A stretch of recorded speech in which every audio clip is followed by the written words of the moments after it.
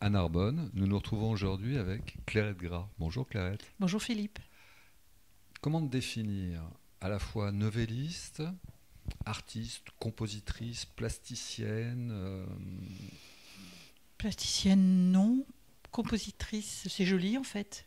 Ça pourrait être une partition musicale que je mets en tableau, en forme, principalement effectivement avec du collage.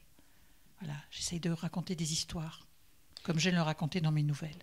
Oui, justement des collages qui racontent une part de toi, une part de ce que tu vois, une Une part part de ce de... que j'imagine, je me définis comme une voyageuse imaginaire, parce que d'abord j'ai peu voyagé, et comment dire, et je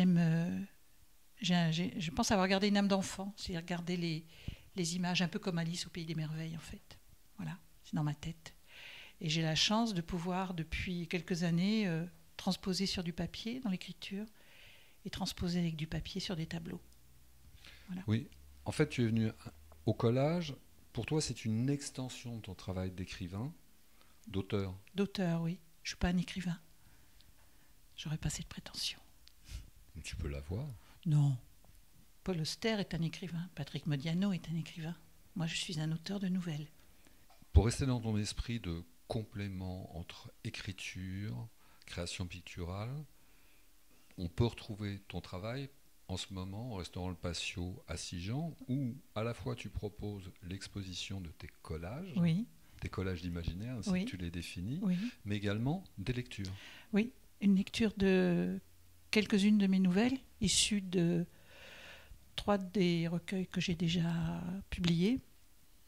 Et une lecture c'est un petit spectacle qui s'appelle Quai de gare, que je fais avec mon ami Olivier-Yves Vincello. Lui va lire quelques-unes de ses poésies et moi quelques-unes de mes nouvelles, qu'on a essayé d'associer sur le thème du quai de gare, c'est-à-dire l'attente, la rencontre, la rupture. Voilà, tout ce qui peut se vivre sur un quai de gare. Les voyages en train, ça inspire énormément les auteurs, généralement. Oui, parce que c'est c'est la découverte, c'est la surprise, c'est c'est le plaisir. Mais le plaisir, moi j'associe le train à l'ancienne, hein, pas le TGV. Voilà. Il y aurait plutôt un côté Transorient Express, même si les textes sont quand même assez modernes. Mais dans le train, il y a également cette notion d'adieu, de pleurs. Oui, de revoir. De revoir, oui, mais j'écris beaucoup sur la rupture, plus que sur la rencontre. À côté de ça, tu as une activité associative assez fournie. En fait, j'ai eu une activité associative assez fournie. J'ai longtemps animé des ateliers d'écriture, ce que je ne fais plus depuis un certain temps, parce que j'ai eu envie de passer à autre chose. Mais je suis surtout assez fière d'un travail que j'occupe encore pour une année, parce que je vais prendre ma retraite dans pas longtemps. Et je travaille pour des programmes de réussite éducative, donc avec des enfants de CP, pour un dispositif qui s'appelle le coup de pouce clé, et c'est l'apprentissage de la lecture par le jeu. Donc ça, c'est quelque chose qui me convient tout à fait, parce que j'ai une passion pour la littérature, et travailler avec les enfants, c'est du plaisir, donc voilà. Passion pour la littérature qui rejoint également ton activité militante. Oui. Tu pourrais nous en dire un peu plus? Oui, alors j'allais dire, je dis oui, mais en fait, action militante, oui et non. J'ai eu une action militante quand j'étais plus jeune. Ça m'a un peu passé. Aujourd'hui, je pousse des coups de gueule, comme pas mal de gens sur les réseaux sociaux. Mais j'affirme, je signe, je ne me cache pas derrière un pseudonyme ni une photo qui n'est pas la mienne. Et je n'ai pas peur de dire ce que je pense. Je l'ai toujours fait, et je le fais de vive voix, et donc je le fais encore plus aisément derrière un écran.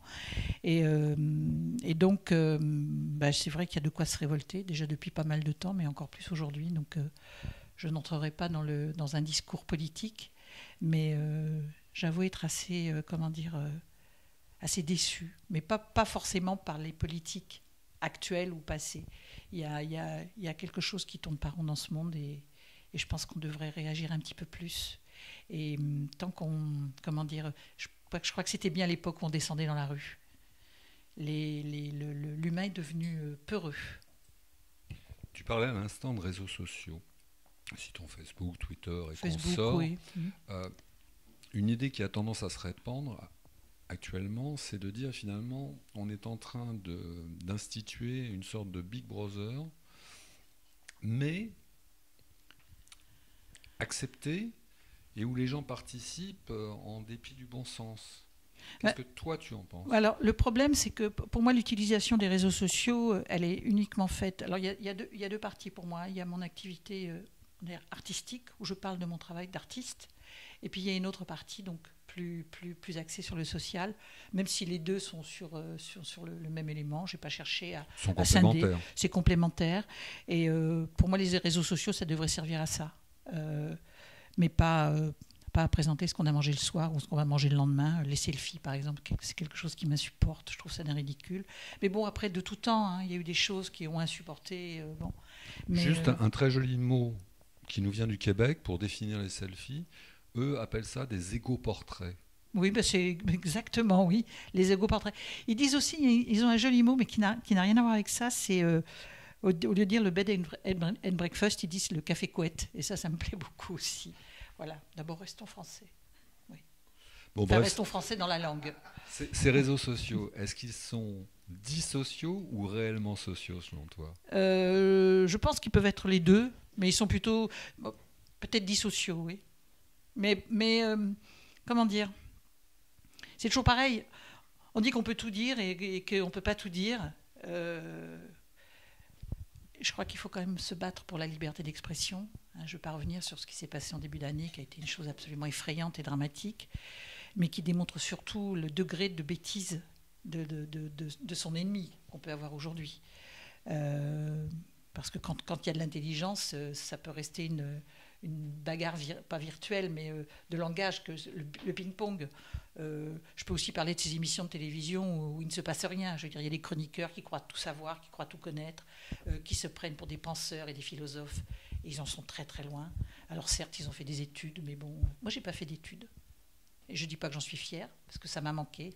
Mais je pense qu'il faudrait que chacun reste à sa place et que chacun s'exprime et laisse surtout parler l'autre quand il a quelque chose à dire. Et je vais même aller plus loin, même ceux avec lesquels on n'est pas d'accord dans des opinions, il faut surtout les laisser s'exprimer parce qu'il vaut mieux savoir qui on est en face de soi. Merci beaucoup Clairette pour ces quelques instants passés en ta compagnie, en sachant qu'on peut retrouver ton travail à l'heure actuelle au restaurant Le Patio à Sigean et j'espère très vite dans d'autres endroits. Oui, et puis j'ai un blog à visiter. J'ai une page sur Art Majeur aussi, qui est un site... un blog dont nous passerons voilà. les coordonnées en bas de l'écran. Et puis j'ai des choses à dire sur Facebook, donc on peut me rejoindre sur Facebook, que l'on soit d'accord avec moi ou pas, que l'on aime mon travail ou pas. Merci beaucoup Clairette. De rien, merci Philippe.